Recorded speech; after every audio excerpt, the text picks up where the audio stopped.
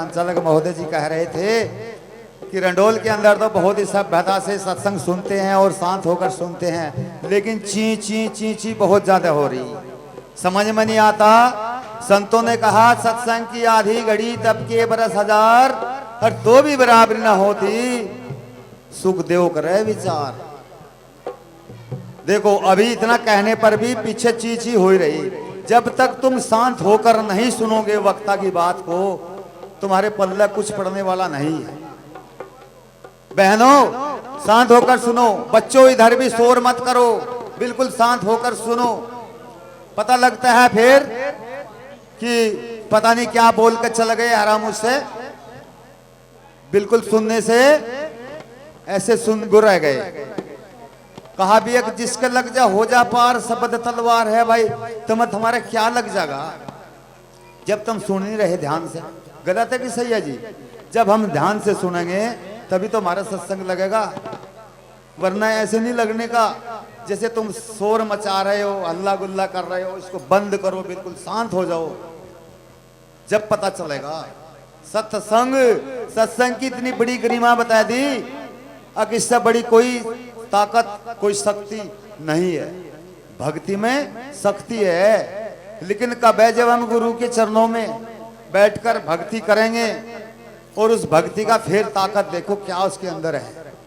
ऐसे हमने सत्संग ले लिया, कह दिया कि हम भी सत्संगी बन गए और हमें कुछ भजन सुमरन करना नहीं है, बस लग रहे अपने घर के काम में ही। जब बताया कि एक पहर कर घर का, एक पहर कर भजन गुरु कर, 7 पहर घर का धंधा। एक पहर भी यानी नहीं कर सकते, 24 घंटे में 8 पहर हो गए। एक पहर 3 घंटे का होगा, 3 घंटे में तुम 1 घंटा भी नहीं देते भजन में, चाहे वो पुरुष है चाहे स्त्री, एक कोई भी नहीं दे रहा है। ये बिल्कुल हकीकत में है, क्योंकि टक टक करें 1-2 मिनट माथा टेक कर चल हो गया, भोग लगा में 5 मिनट नहीं कर लगाते, वहां से जल्दी लगे खाने में, जल्दी करो, बाद में उधर रख दे गद्दी पर। तो मेरी बहनों और भाइयों, देखो गुरु की मर्यादा पर बिल्कुल ध्यान रखते हुए तभी हम गुरु के हैं, वरना ऐसे नहीं है। सोचते हो गुरु हमारे बीच में नहीं है, गुरु 24 घंटे हमारे बीच हैं। 24 घंटे 1 सेकंड को भी बाएं दाएं नहीं है, गुरु जी हमारे बीच है 24 घंटे, हर समय हर पल। मीरा को जिधर नजर उठाते उधर ही गुरु दिखते। अगर तुम भी उसी प्रकार से गुरु गुरु गुरु 24 घंटे गुरु का नाम रहेगा तो गुरु तुम्हारे साथ है और गुरु तुम्हारे नजरों में आएगा। सतनाम सतगुरु। हाँ,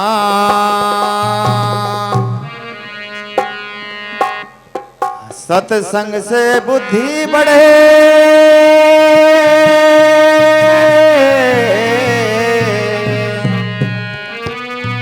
जैसे झाड़ोट में घास,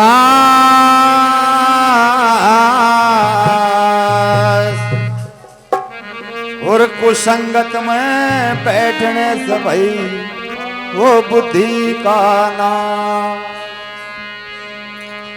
ये कुसंगत भी बली,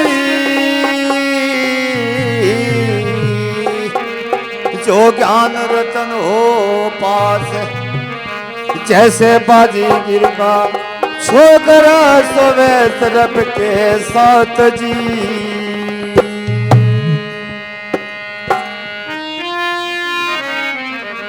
तो देखिए गुरु प्रेमियों, साखी में क्या दर्शाया, सत्संग में बैठ के बुद्धि बढ़ती है, लेकिन वो कब बढ़ेगी वो मैं भी बता रहा था, जब हम ध्यान से सुनेंगे। नजर चरणों में गुरु के होनी चाहिए, कान वक्ता जो बोल रहा उस पे होने चाहिए, तब हमें पता चलेगा कि कोई क्या कह रहा है। लागी थी लाग गई बंसड़ी में फूंक, अरे गुरु बेचारे क्या करें, जब चिल्लो में चूजे कोई सुनागा ही नहीं, गुरु भौंक कर चले जाओ या नहीं। ध्यान से सुनोगे तब कुछ मिलेगा। हाँ, सतगुरु जी थारे बाग में खिले अनेकों फूल, और सत के स्वामी समन दास जी मेरी विनती करो कबूल। सतनाम।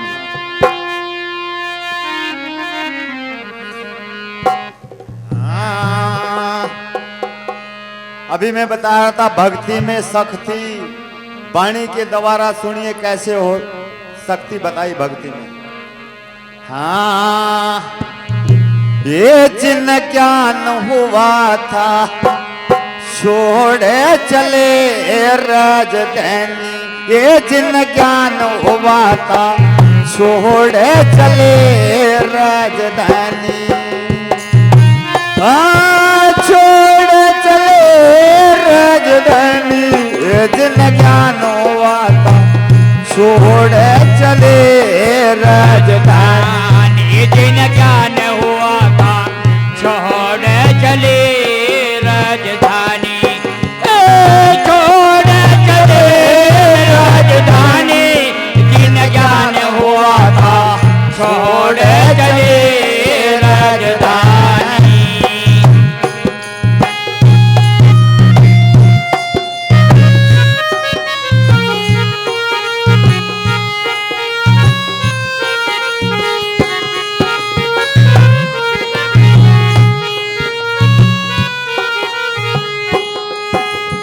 ज्ञान हुआ था प्रहलाद भगत को सुन की वाणी, ज्ञान हुआ था प्रहलाद भगत को सुन कुमर की वाणी, हे बिल्ली के सुत जिंदे निकले हो गया शीतल पैनी, ये जिन ज्ञान हुआ था छोड़े चले राजधानी, ये जिन ज्ञान हुआ था छोड़े चले राजधानी, छोड़े चले राजधानी, जिन ज्ञान हुआ था छोड़े चले राजधानी।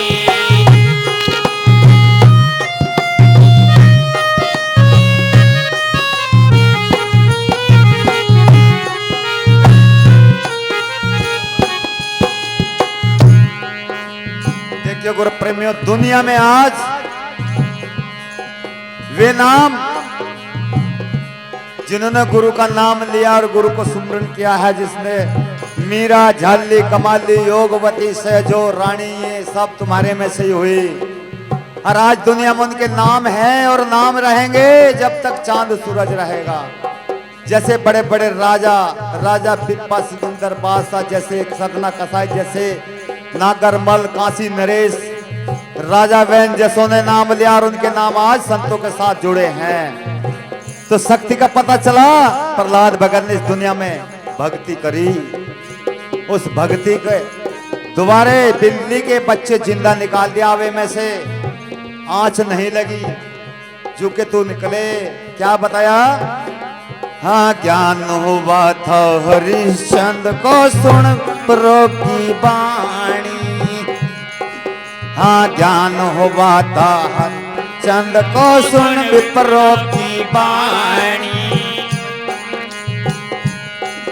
हे आप पे क्या वो लड़का बेचा बेची तारा रानी, ये जिन ज्ञान हुआ था छोड़ चले राजधानी, जिन ज्ञान हुआ था छोड़ चले राजधानी, छोड़ चले राजधानी, जिन ज्ञान हुआ था छोड़ चले राजधानी।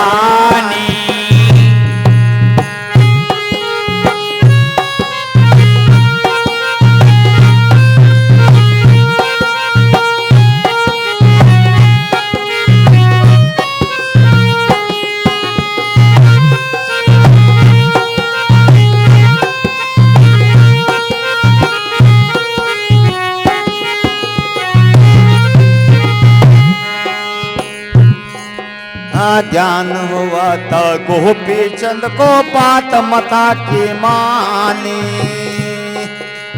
ज्ञान हुआ था गोपी चंद को बात मता की न मानी, हे राज छोड़ कर नहीं फकीरी छोटी सोला रानी, ये जिन ज्ञान हुआ था छोड़ चले राजधानी, जिन ज्ञान हुआ था छोड़ चले राजधानी, छोड़ चले राजधानी, हुआ था छोड़ चले राजधानी।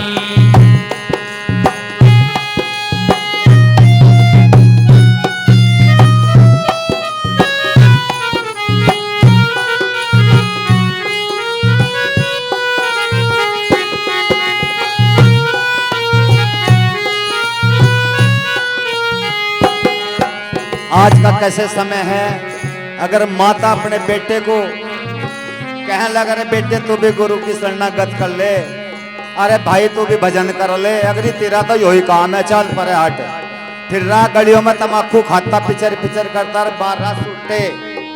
ऐसा नहीं होना चाहिए। देखो उसकी माँ ने बोला था कि बेटा तू तेरा दुनिया में नाम हो जाएगा, तेरा पिता ऐसे ही चला गया, दुनिया में कोई नाम नहीं है, गोपीचंद के पापा का नाम है तो नहीं, कहीं आता तो नहीं, लेकिन गोपीचंद का क्यों आता है? उसने अपने मम्मी का वचन मानकर गुरु शरणा करी, गुरु की शरण में आए, इसलिए उनका आज दुनिया में नाम है, राजपाट छोड़ के सब कुछ। फिर क्या बताया? ज्ञान हुआ था हरिश्चंद्र को सुन विप्रों की वाणी, ज्ञान हुआ था हरिश्चंद्र को सुन विप्रों की वाणी। हे आप बिकावर लड़का बेचा बेची तारा रानी, जिन ज्ञान हुआ था छोड़ चले राजधानी, जिन ज्ञान हुआ था छोड़ चले राजधानी, छोड़ा चले राजधानी, जिन ज्ञान हुआ था छोड़ चले राजधानी।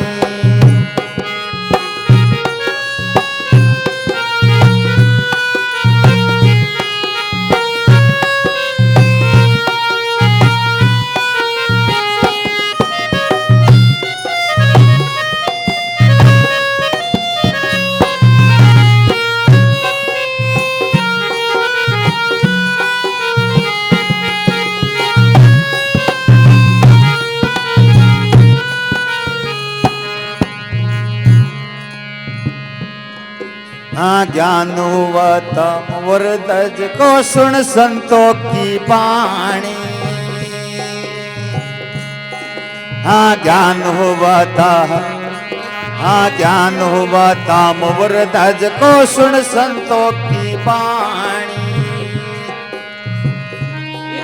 ये सुती अपने पैधर कहे यारा खिंच राजा रैणी, जिन ज्ञान हुआ था छोड़ चले राजधानी, जिन ज्ञान हुआ था छोड़ चले राजधानी, छोड़ चले राजधानी, जिन ज्ञान हुआ था छोड़ चले राजधानी।